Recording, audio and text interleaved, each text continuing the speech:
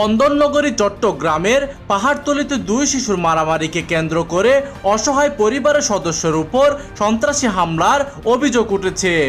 এই সময় সন্ত্রাসীরা দোকানপাট ভাঙচুর করে মালামাল সহ নগদ অর্থ ছিনিয়ে নিয়ে যায়।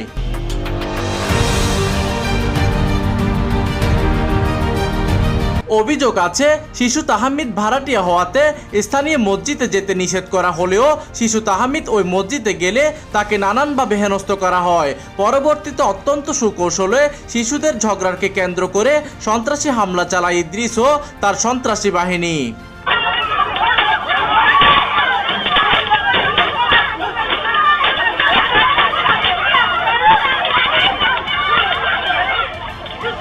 গত বুধবার দিবাগত রাতে নগরীর পাহাড়তলী এলাকার বাচামিয়া সড়কের পুকুরপাড় এলাকাতে এই ঘটনাটি ঘটে।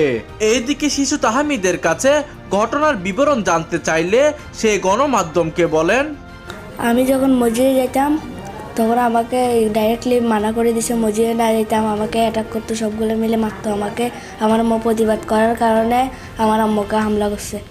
এই সময় গুরুতর আহত হয়ে আইয়ুব আলী কামাল হোসেন, খুশি কামাল সহ 5 জনকে চট্টগ্রাম মেডিকেল কলেজ হাসপাতালে ভর্তি করানো হয়। শুধু তাই নয়, শিশু তাহমিদের বোনকে তুলে নিয়ে যাওয়ারও হুমকি দেন সন্ত্রাসী বাহিনী।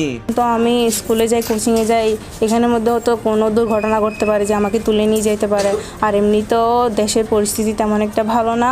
এইদিকে মারামারির ঘটনায় এজাহার পেলে ব্যবস্থা নিবে বলে জানান পাহাড়তলী থানার ওসি।